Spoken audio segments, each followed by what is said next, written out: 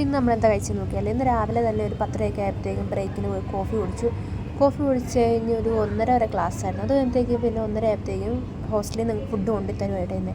അപ്പോൾ ഇന്ന് കൊണ്ടുതന്നത് നമ്മുടെ പുലാവും നമ്മുടെ തൈരുമാണ് കേട്ടോ.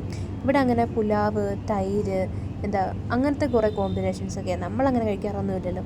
പുലാവും തൈരും കുറച്ച് കുഴപ്പമില്ല കേട്ടോ. നമുക്ക് കഴിക്കാൻ പറ്റുന്ന ഫുഡൊക്കെ ഇവിടുത്തെ ഹോസ്റ്റലിൽ, കാരണം അത്യാവശ്യം എരിവിലൊക്കെ ഇവർ ഉണ്ടാക്കി തരണേ, അതുകൊണ്ട് നമുക്ക് കഴിക്കാൻ പറ്റും കേട്ടോ. പിന്നെ വൈകിട്ട് നേരെ ഒരു 5 മണി 5:30 ആയപ്പോഴത്തേക്കും വന്നു. അപ്പോൾ നേരെ ചായയും പിന്നെ വീട്ടിൽ നിന്ന് കുറേ പലഹാരമൊക്കെ കൊണ്ടുവരുമായിരുന്നു, മറ്റേ ചക്ക വറുത്തത് അങ്ങനത്തെയൊക്കെ കഴിച്ചു കേട്ടോ. നമ്മുടെ ഇത് റൂമിൻ്റെ വെളിയിലോട്ട് നോക്കുമ്പോൾ ഇങ്ങനെ കേട്ടോ ഒരു ബാൽക്കണി, അവിടെ എന്തോ പുതിയ കെട്ടിടം പണിയുന്നതാണ്. പിന്നെ നൈറ്റൊക്കെ ആയിക്കഴിഞ്ഞാൽ നല്ല രസമായിട്ട് ലൈറ്റൊക്കെ ഇട്ട് സൂപ്പറാണ് കാണാനായിട്ട്. കുറച്ച് അവിടെ പോയിരുന്നു. വൈകിട്ട് നമുക്ക് പൂരിയും കിഴങ്ങേറിയായിരുന്നു കേട്ടോ.